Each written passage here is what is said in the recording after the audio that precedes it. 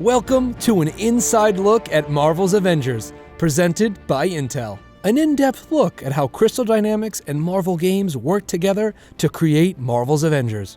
In Episode 3, we'll look at what it takes to create an ambitious multiplayer and how you can play as your favorite version of the Avengers. But to start, let's ask the very question that set Crystal Dynamics on their path. What is the ultimate Avengers experience?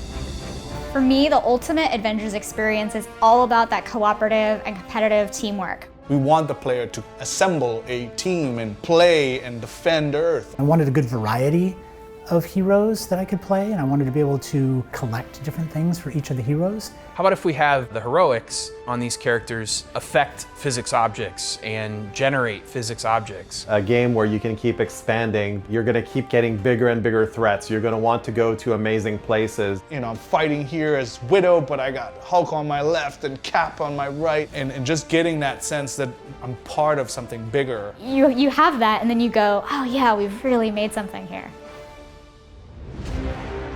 So when we're crafting the systems for the game, we're asking ourselves, how do we make sure that as many people as possible can live their fantasy of being their favorite hero? Every person we talked to had their version of their favorite Iron Man, their favorite Hulk. The outfits are a mix of influences, and they're really meant to have a variety enough so that depending on how you want to see your hero, you can show that on screen. I like Joe Fixit. I like Donald Blake.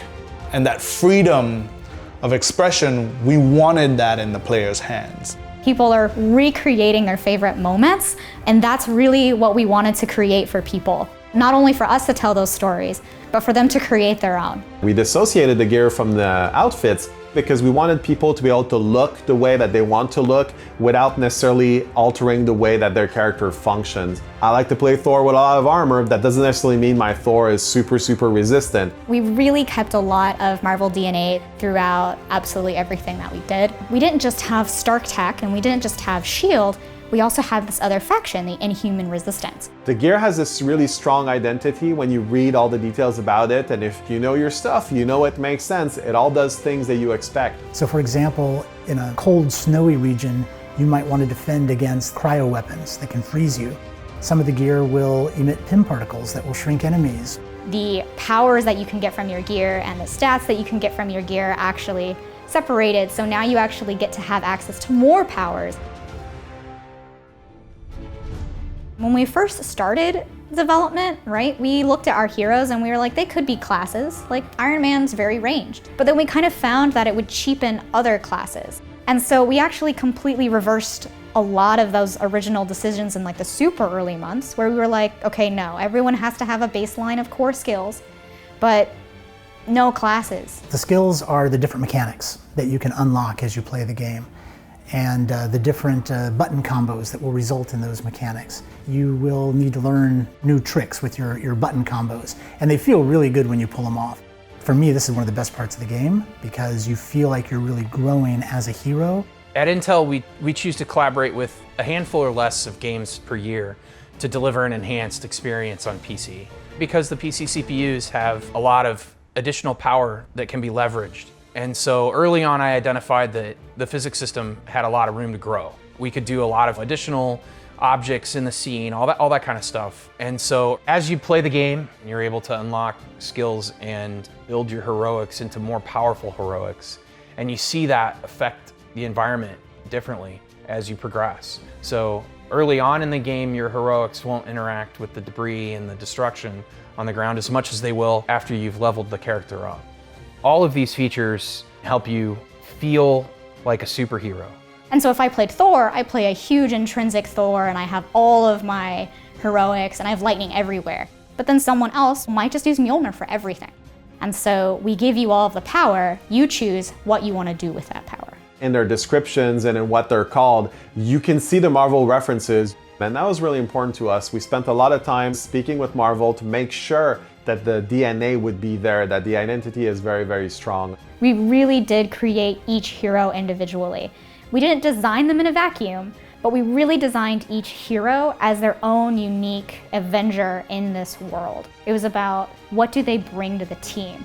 How do they make my dream team like even better? I think that it's always a misconception when you're creating such a huge title that one or the other comes in last, where you have this awesome story campaign and then you're just throwing multiplayer on it. And that was absolutely not the case during the entire development. We had to deliver an experience that was story-driven, but at the same time accommodate me playing with a group of my friends or my AI companions so that I feel like a hero amongst heroes. And so even if your friends weren't available to play with you, we wanted you to have the experience of having teammates on your adventure. So then we added in the companions, and the AI is actually quite convincing at times. There have been times during development where I was playing with somebody and he dropped out of the game and I didn't even realize it. I just played with a companion all the way to the end of the mission. And then there was the moment when, 4 human players could all be playing together and be having a great time together. For me, it's all about teaming up with your friends or with other Avengers that you just might not know. And then suddenly you recognize that you can chain moves together.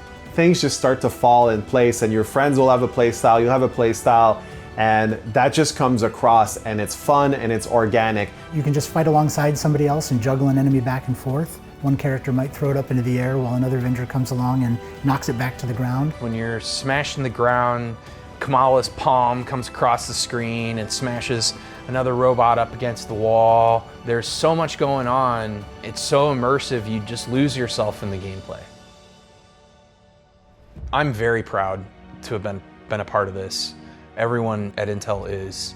I saw it from very early on. There was missing textures and things were white boxed, and I'm blown away by where it is now from where I saw it 2 years ago, and the sheer amount of work and love that all those people put into this game. And Intel provided Crystal with everything that they needed. Computer hardware to test on. Every month or two, we'd put the game through performance testing. I can't say enough cool things about how beautiful the game is and how fun it is to play. So we tried to have all these layers so that everyone would find something in the game that they like. This is your show.